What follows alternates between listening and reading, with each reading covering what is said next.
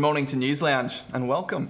I'm Tom Hartley. And I'm Maritza Munoz. Good morning. How are you doing this morning, Maritza? I'm good. How are you? Very well, thank you. It's going to be an excellent show today, as usual.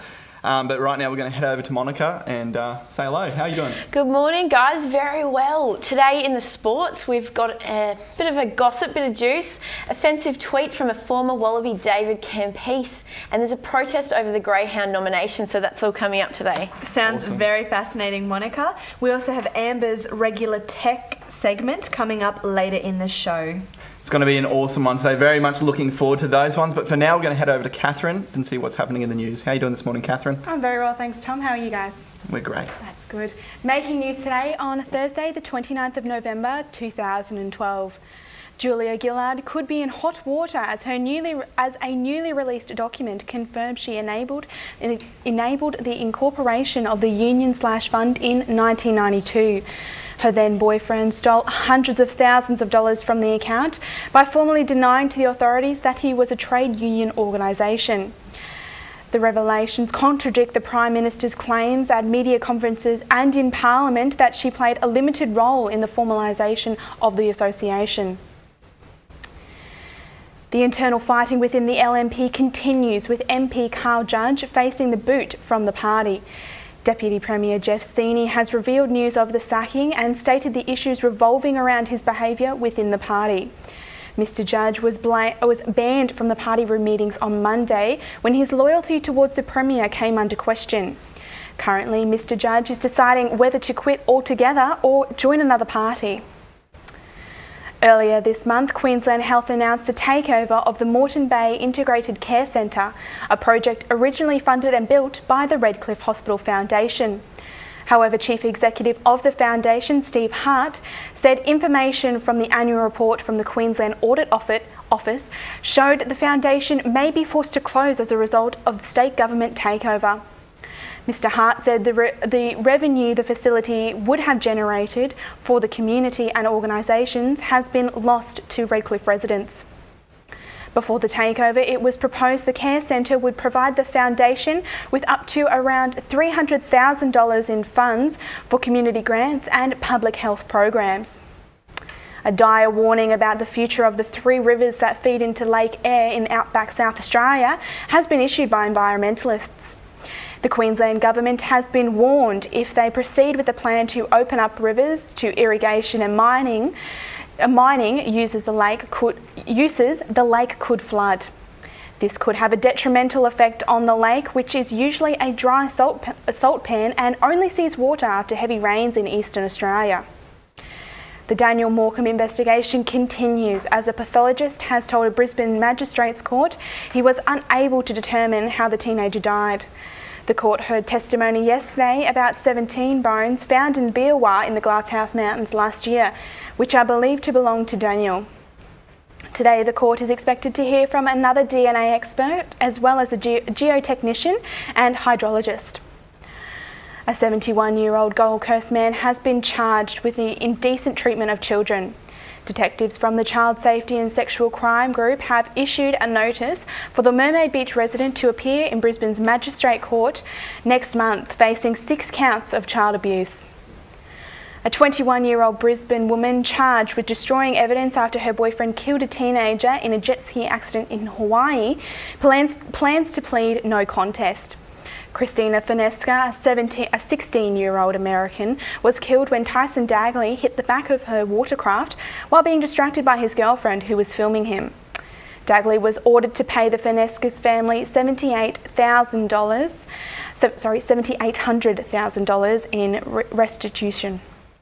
State Parliament has once again ejected dramatic Labor MP Joanne Miller for accusing the Speaker of the House for vilifying her. Miss Miller repeatedly called Premier Campbell Newman "you," which is not permitted in the chamber.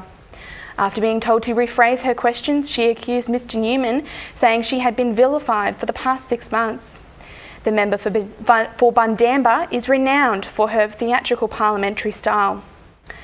Labor MP Alex Douglas has been dumped as the Chair of Legal Affairs by his own party after suggesting there was something suspicious about his other outings the previous day. Mr Douglas has held the position of Chair of the Ethics Committee and Deputy Chair of the Parliamentary Crime and Misconduct Committee before being removed from the roles, which Mr Newman had said was a request of the MPs. Mr Douglas has threatened to sue for defamation. After a $22 million expansion of the Caboolture Hospital's mental health unit in August, almost 1/4 of its capacity is currently unused.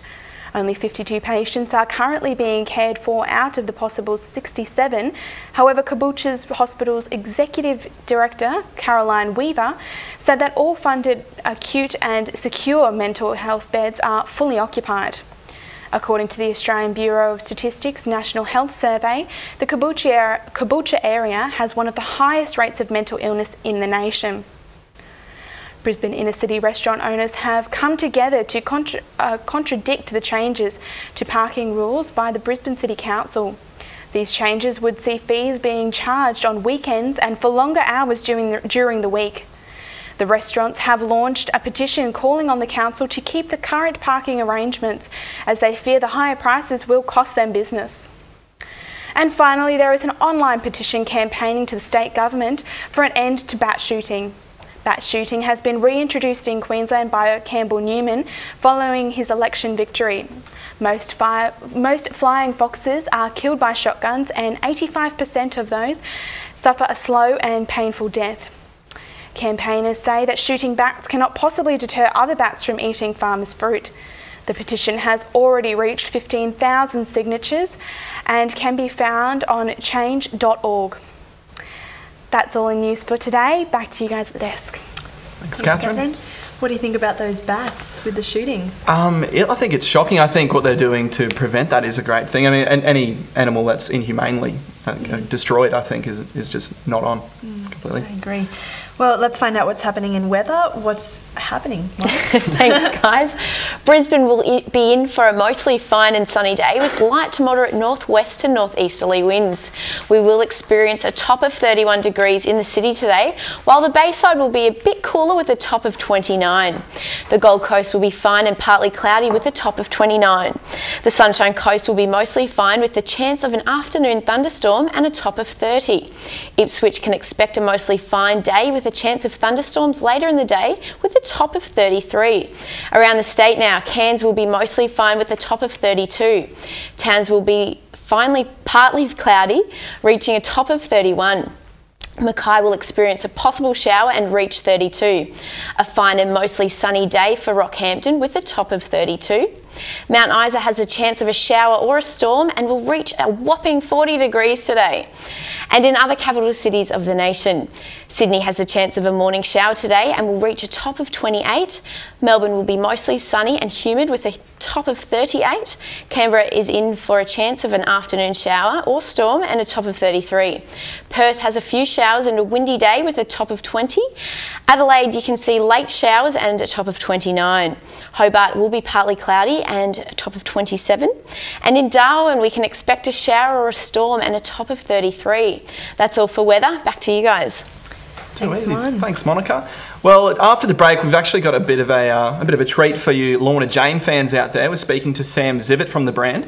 He's the online marketing manager, I do believe, and he'll be talking to us about how social media plays a big part in online brands. And of course, that means we're going to be handing over or working with Amber for that section. And we're looking forward to that one. So we'll see you after the break.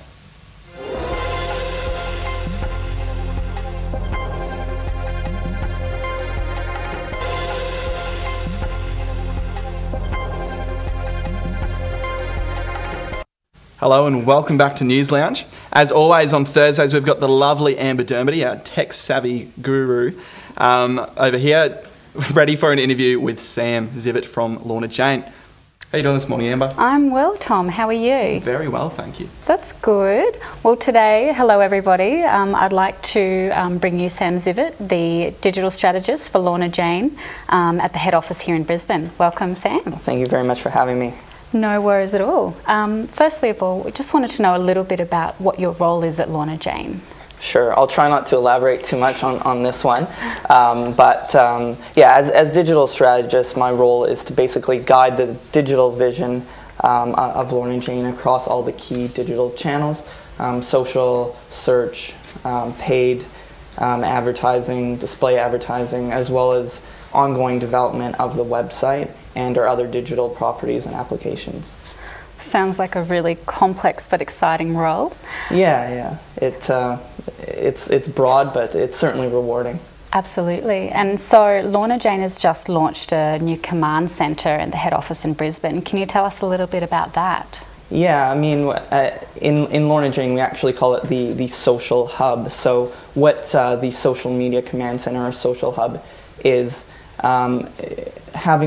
being a brand that does get so much interaction on social media channels, we really felt we needed to invest in some tools that would give us the ability to be increasingly responsive to our customers. So the setup is basically we have 6 LCD panels up in the social hub, and we can monitor the activity of what is going on in various social channels, so we're able to respond to customers' inquiries as quickly as possible. And in the event of a crisis, which fortunately has we've managed to avoid to this point, we can respond quickly and understand what the topics are that may be getting negative portrayal at that particular moment. So it's a real sort of real-time use tool that you're able just to monitor what people are talking about and get back to them sort of in yeah, I mean, I think the tools are, I mean, most people have access, on a free basis to a lot of these tools, but I think the difference is, if they're not up in front of your face, you're not likely to, have them in front of you all the time. So this, I can just glance my eyes up, get a quick snapshot of what's going on. If we need to intervene, we do so. So it's just really putting it front and center, which, enables us to respond as fast as we do. Fantastic. I might have to get one of those myself. So what social media platforms are you currently using, and what sort of growth are you finding from each one of those, or what has the biggest growth? Sure, yeah, I mean, undeniably, I mean, Facebook is unquestionably our biggest channel, and, we've grown significantly there over the past sort of 2 years. And I think a recent report came out that positioned us, in the top sort of, I believe we were number 12 in the nation, so that's certainly exciting. I think a real emerging channel for us is Instagram, just a visual medium of our brand, being so picturesque, it's really lent ourselves well, and we haven't really started investing in any sort of paid advertising for that medium, and really the growth we've experienced there has been purely organic, just by sharing, great content, which we naturally have. Okay, excellent. Well, that sort of answered my next question about return on investment. Sure. But what do you think is unique to the Lorna Jane strategy, and what obstacles have you had to overcome? Yeah, I mean, I think what's unique about us, as well as having this global brand presence in terms of monitoring our channels, we realize that social is also important on a local level too. So where most pages just have one single brand, social media presence, we've taken that further and have a local presence with our social media channels as well. So each of our 130 stores each has their own Facebook page, which from head office we're also able to intervene and manage if need be. Oh, fantastic. Okay, so do you have sort of social media managers for each of those, or is it run by sort of head office? Yeah, well, actually, we want to empower people at our people at the local level to be able to intervene, but we actually have a piece of software that allows us to simultaneously broadcast to all those 130 pages. So if need be, at head office we have control, but then we break it down and give local area managers control over their specific region. So they still have that autonomy as well. Oh, fantastic. I like that. That's a great idea. So can you give us an example of some of the campaigns that perhaps you have run that have done really well, and perhaps some campaigns outside of Lorna Jane that you've been impressed by or that have influenced you? Yeah, sure. Yeah, I mean, in terms of Lorna Jane, I mean, the sort of big successful campaign that we've run in the past sort of few months was our Now Move It campaign. So, I mean, it started with some research with Roy Morgan, a a sort of viral video where we encourage people to download our application and basically get moving, because we found out that Australia was not as healthy as people might have think. And I mean, it's been really inspiring to see the results on that in terms of, we've actually seen real social change, and to date we've encouraged Australians to move over 400,000 kilometres. And aside from Lorna Jane, brilliantly simple campaign, but I really admire the work that the guys at Blendtec have done with promoting a blender. I mean, it's only a blender, but when you can throw iPhones and iPads and grind them up and attract millions and millions of views for relatively little expenditure, it's a tremendous success. Absolutely. I like the sound of that blender. Yeah. So I was just wondering, I mean, I'm a bit of an app fanatic myself, and I was wondering if you could tell us perhaps two of your favourite apps, maybe one that's business and one that's personal. Sure. Well, I mean, aside from the Lorna Jane app, of course.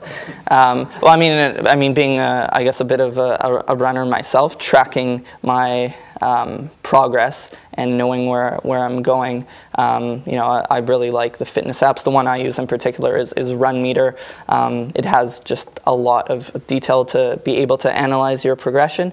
From a business point of view, I mean, Evernote is just so good for being able to record notes, and like an elephant, like the logo of the app portrays. Yeah, you won't forget it. Absolutely. Well, we'd like to thank both Amber and Sam for their time with us in the studio today. Definitely. It's been a great interview. I think learning about the Lorna Jane and the specific strategies that they've been taking to achieve the 12th largest brand online presence in Australia, which I think is fantastic. That is fantastic. We'll be back after the break with a special sport report. Don't go away.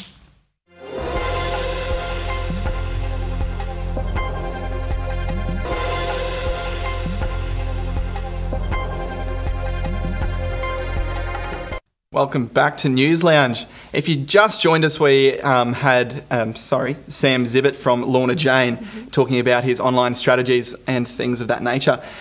Speaking of athletics and athletes in general, Maritza's actually got a bit of an injury that she's going to share with us. I do. I've injured my finger. It was a recurring injury from year 11, so... Nasty. Maybe if you were wearing the proper outfit. Maybe if I was decked out in Lorna Jane, and especially with training gear, it wouldn't have happened. That's all right. Look at that. That's all good. Well, we're going to head over now to Monica to see what we've got in store with the sports. Thanks, Tom. No worries. Before the sports report today, we're going to bring you a special report from Selena Colaviti at the Martial Arts Queensland Academy in Toowong. So over to you, Selena.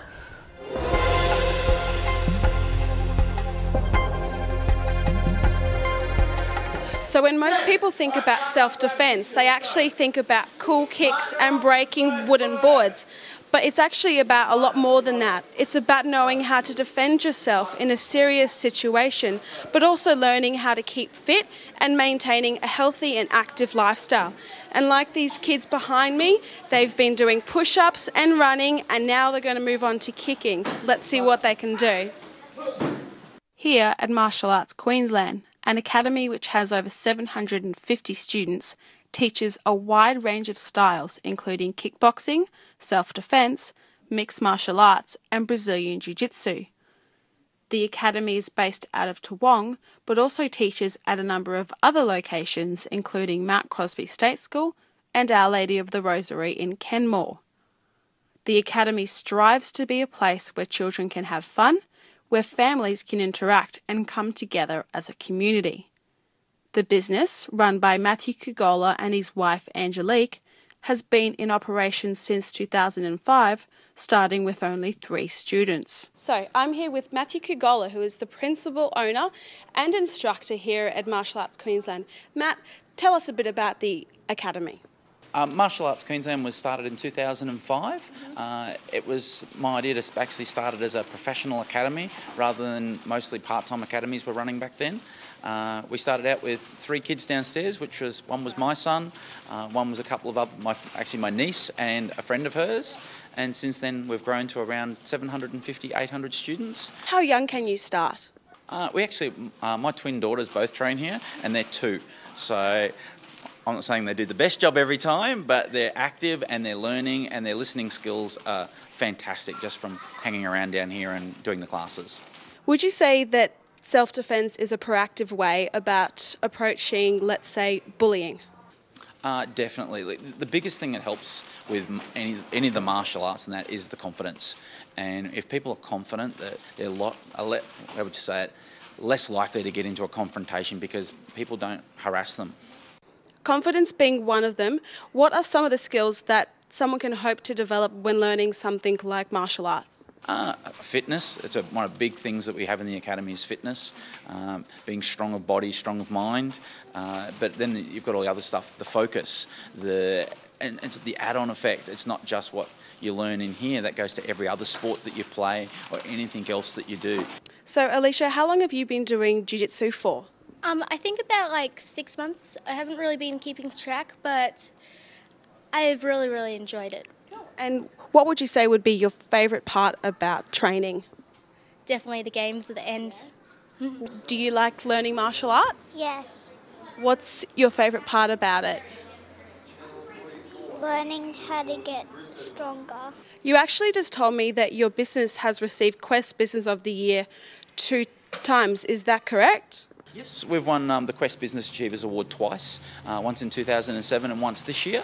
One of our real key things that we've been trying to do here is make martial arts professional and take it out of those halls and things like that and create a professional image. Our coaches, which you can see a couple behind us now, they're full-time coaches. They spend 40 hours a week coaching people. Back in 2005, would you have imagined that the Academy would have reached the soaring heights that it has today?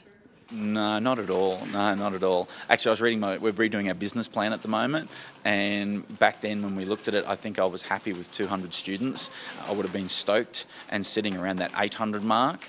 Well, thank you so much for your time. No worries at all.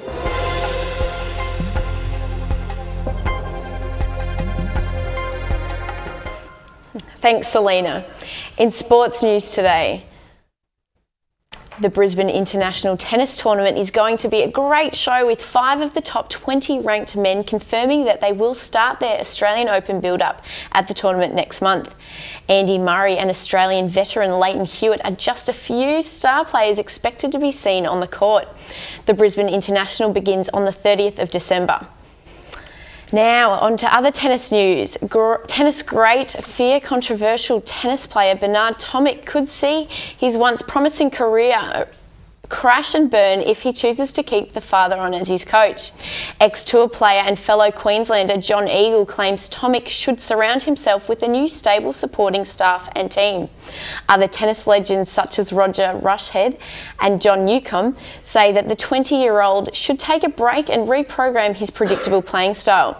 Despite this, Eagle believes Tomic is still young and learning and is highly reminiscent of a young Roger Federer. 3 days of preparation is all the Australian Wallabies have left before facing off against the Welsh. The Wallabies must defy expectations of a Welsh whitewash following their lacklustre performance against France and Italy. The Welsh, however, aim to break a 7-test losing streak against Australia. Both sides will give their all on Sunday at the Millennium Stadium in Cardiff.